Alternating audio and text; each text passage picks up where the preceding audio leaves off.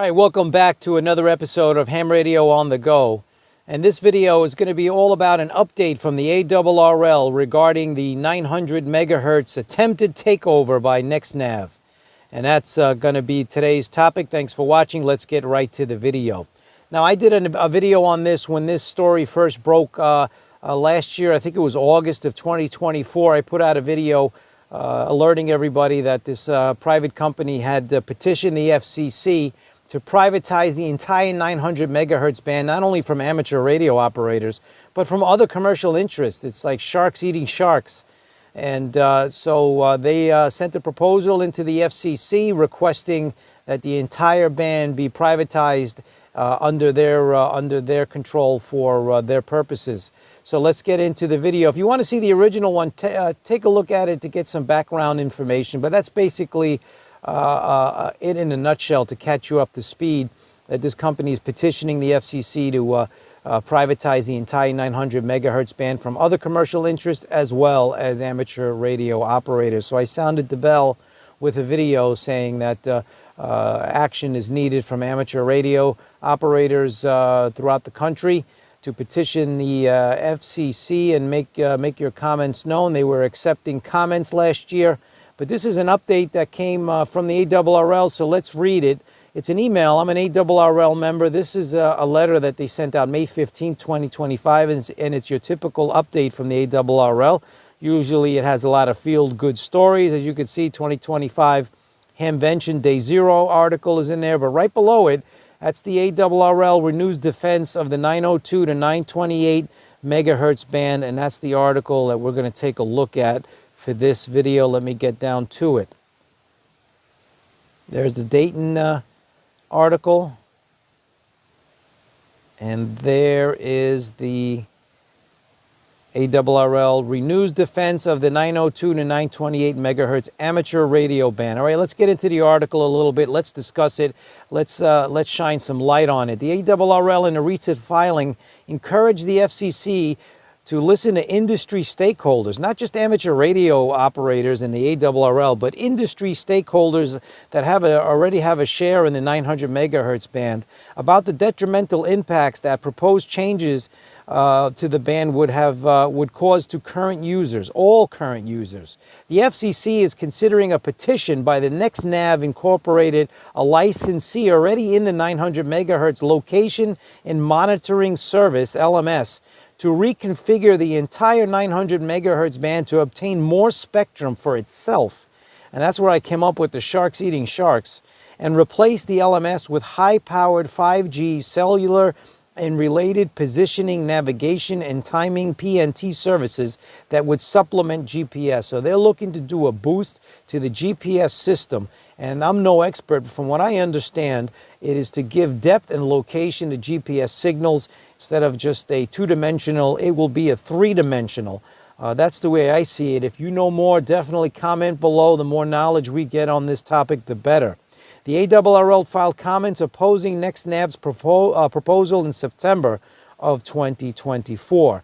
Now, if you click there, you can read more on NextNav's proposal on ARRL News, which first came out August 15th, 2024.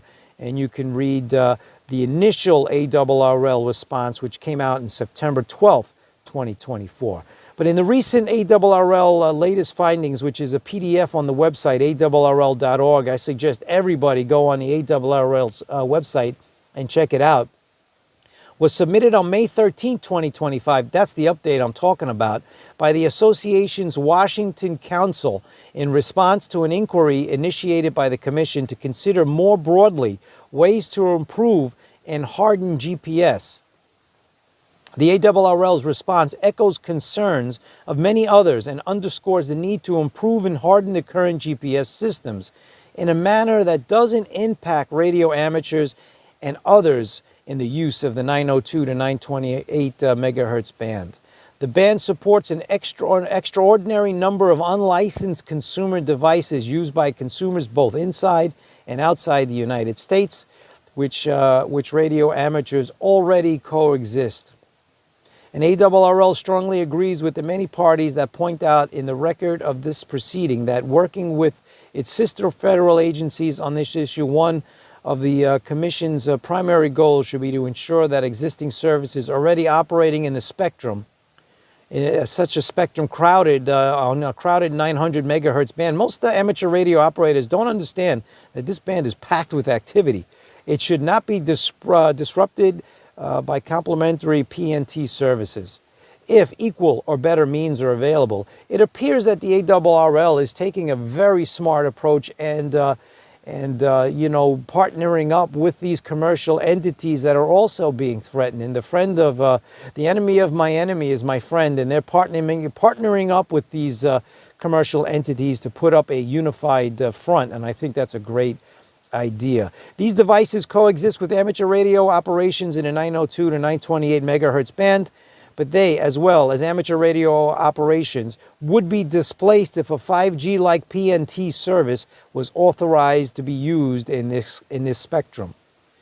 In the current proceedings, the FCC addresses GPS concerns, and that means that they're taking a realistic approach that yes, the GPS system needs to be bolstered, but not at the expense of all other operators on the 900 megahertz band. There must be some sort of common ground that can be reached.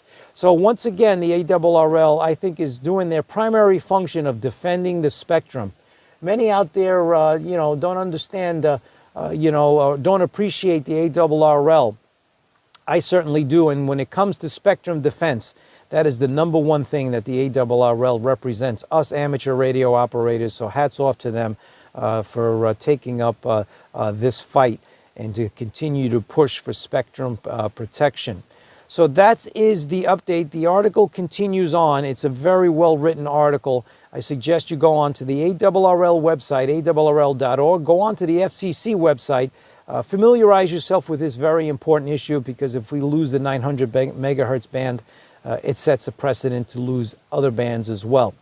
So with that, what can you do? What can I do? As individuals or as a group? Well, we can get on and make noise and put this issue into the forefront and try to promote activity on the 900 megahertz band, and that's exactly what I'm going to do here on this channel. I'm going to try and devote some content to the 900 megahertz band and alert everybody to the importance of the use it or lose it mantra, and I think that it applies, couldn't apply better here in this type of situation. Many years ago, not many years ago, but several years ago, there was a threat to the 400 megahertz band, 70 centimeters, and the ARRL was successful in defending that, including many here in my local section. The ARRL New York City, Long Island section were key in that spectrum defense of the 70 centimeter band. So it's time to do it again for the 900 megahertz band, and we're all going to do our part. I'll certainly try and do mine. So with that, comment below. Tell me if you are on the 900 megahertz band. If not, do you have any plans, clubs or individuals, and to get onto the 900 megahertz band and get the word out that this threat is real and it has resurfaced again in 2025. So comment below, like and subscribe for future videos of Ham Radio on the Go. Thanks for watching, everyone, and we'll catch you on the next video. 7-3.